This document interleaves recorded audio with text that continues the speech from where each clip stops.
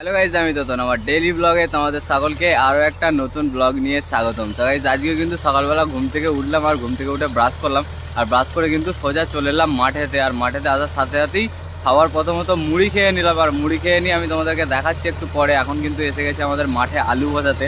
আর এই দেখো আমার পেছনে সেই আগের দিনের এই এত বড়, দেখো এই এক হাতেরও এতখানি, মানে প্রায় দু হাত ঘুড়ি, ঠিক আছে। এই ঘুড়িটাকে আমি আগের দিনকে কিনে এনেছিলাম, কিন্তু আগের দিন তো যেমনটা দেখেছিলে উড়াতে পারিনি, কিন্তু আজকে ওড়াবো বলে নিয়ে এসেছিলাম। একবার উড়িয়েছিলাম, কিন্তু আকাশে গিয়ে দেখছি হাওয়া সেরকম দিচ্ছে না, ঘুড়ি খালি নিচে পড়ে যাচ্ছে। তো এই জন্য এখন কিন্তু ঘুড়িটাকে রেখে দিলাম নিচে, আর এবার কিন্তু আলু বসাবো, ঠিক আছে। তো গাইস আজকে সারাটা দিনে যা কিছু করবো আমার আজকের ব্লগে আমি তোমাদের সঙ্গে শেয়ার করবো। এই দেখো এটা হচ্ছে আমাদের জমি, আর এই দেখো ওখানে বাপি আলু বীজ ছড়াচ্ছে, আর মা মুড়ি খেয়ে নিচ্ছে।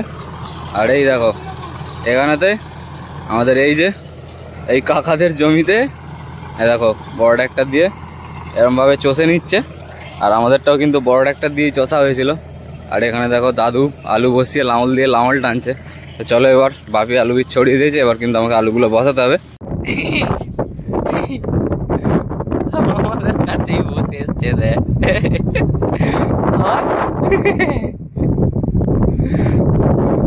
কি সুন্দর ঘুরে ঘুরে উঠে।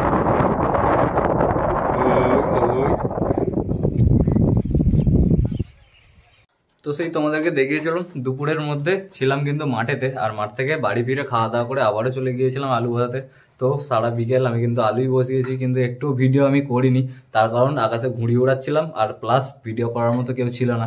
তো ওই জন্য নিজে থেকে ঘুড়ি ওড়ানোর ভিডিও তো করতে পারিনি। আর এখন দেখো মা ওই যে বস্তার মধ্যে এক গাদা চাল দিয়ে দিয়েছে, আর এগুলো নিয়ে এখন যাব মুড়ি ভাজতে। আর মা এখন বসে বসে কি করছে দেখো। দেখো এখানেতে আমাদের ছাদে যে লাউ ছিল, ছাদে যে লাউগুলো ছিল সেই লাউয়ের মধ্যে আজকে একটা লাউ পেরেছিলাম, আর সেই লাউগুলো দিয়ে মাকে বলেছিলাম লাউয়ের বড়া করতে। তো মা এখানে দেখো কুড়ুনিটা নিয়ে এখানে লাউ কুড়তে বসে পড়েছে, আর আমি এখন যাই এই চালগুলোকে নিয়ে মুড়ি ভাজাতে।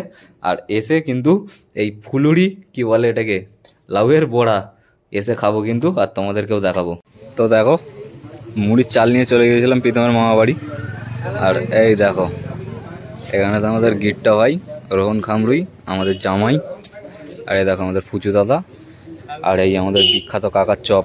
এখন কিন্তু চপ খাবো, ঠিক আছে।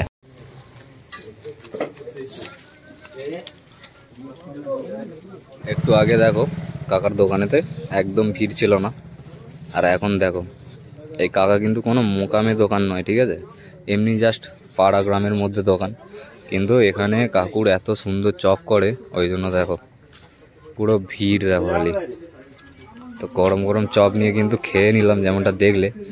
তো চপ খাওয়া শেষ করে কিন্তু চলে এলাম যেখানে মুড়ি ভাজা নয়, মানে মুড়ি ভাজা কলেতে। আর এখানে দেখো কত চাল রাখা রয়েছে, আর আমার চালটাও কিন্তু আমি ওজন করে রেখে দিলাম মুড়ি ভাজা কলের মধ্যে। তো গাইস আজকে আমি সারাটা দিনে যা কিছু করলাম আমার আজকের ব্লগে আমি তোমাদের সঙ্গে শেয়ার করলাম। আমার আজকের ভিডিও তোমাদের কেমন লাগলো কমেন্ট বক্সে কমেন্ট করে অবশ্যই জানিও। আর চ্যানেলে নতুন হলে চ্যানেলটিকে সাবস্ক্রাইব করে পাশে থাকা বেল আইকনটি প্রেস করে দিও। তো গাইস তোমরা ভালো থেকো, সুস্থ থেকো, পরিবারের সকলকে সুস্থ রেখো। তোমাদের সকলের সাথে দেখা হচ্ছে কালকে আরও একটা নতুন ব্লগ নিয়ে। আর হ্যাঁ, আমার চ্যানেলে 426টা সাবস্ক্রাইবার করে দেওয়ার জন্য তোমাদের সকলকে অনেক ধন্যবাদ।